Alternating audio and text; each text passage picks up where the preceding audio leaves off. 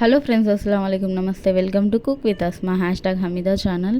ఈరోజు అయితే ఈజీ వేలో బంగాళదుంప ఫ్రై ఎలా చేసుకోవాలో చూసేద్దామండి. ఫస్ట్ అయితే నేను బంగాళదుంప అయితే ఉడకపెట్టి ఇలా పీల్ అయితే తీసేసి ఈ విధంగా అయితే ముక్కలు అయితే కట్ చేసుకుంటున్నానండి.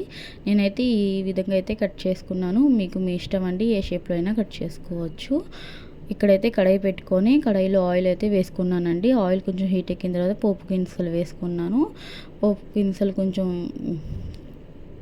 కుక్ అయిన తర్వాత జీరా ఇంకా క్రష్ చేసిన చిన్నులపాయ అయితే వేసానండి. వేసుకొని ఒకసారి మిక్స్ అయితే చేసుకుంటున్నాను.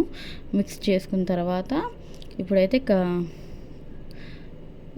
బాగా పోపు గింజలన్నీ బాగా ఫ్రై అయ్యేంత వరకు మిక్స్ చేసుకోవాలండి. మిక్స్ చేసుకొని ఇప్పుడు కట్ చేసుకున్న బంగాళదుంపలు అయితే వేసుకొని ఒకసారి బాగా మెల్లిగా మిక్స్ అయితే చేసుకుంటున్నానండి. సో మిక్స్ చేసేటప్పుడు చూసుకొని చేసుకోండి, ఎందుకంటే బాయిల్ చేసినవి కదా. ఇక్కడైతే దాని కాంబినేషన్ మసాలా చారు అయితే ప్రిపేర్ చేస్తున్నాను. ఒకసారి మిక్స్ అయితే చేసుకొని ఒక 5 మినిట్స్ తర్వాత అలాగా మీడియం టు హై ఫ్లేమ్లో కుక్ చేసుకోవాలండి, కలర్ చేంజ్ అయ్యేంత వరకు.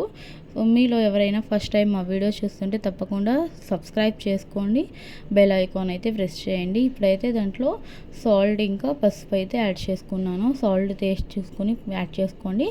పసుపు అయితే ఒక హాఫ్ స్పూన్ అయితే యాడ్ చేశానండి. యాడ్ చేసుకొని మెల్లిగా అయితే మిక్స్ అయితే చేసుకుంటున్నాను. మెల్లిగా మిక్స్ చేసుకోండి, ఎందుకంటే బాయిల్ చేసి ఉన్నాయి కదా, అందుకని కొంచెం ఫ్రై అయిన తర్వాత ఇప్పుడు ధనియా పౌడర్ అయితే వేస్తున్నానండి.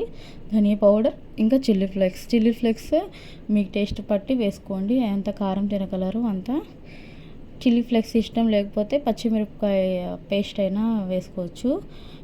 ఇదిగోండి, ఇక్కడైతే ఫ్రై అయితే అయిపోయింది. చాలా ఈజీగా అయితే ప్రిపేర్ అయిపోయింది. సో ట్రై చేయండి. ట్రై చేసి ఎలా ఉందో చెప్పండి. మీకు వీడియో నచ్చినట్టయితే లైక్ చేయండి, షేర్ చేయండి, subscribe cook with Asma #Hamida channel.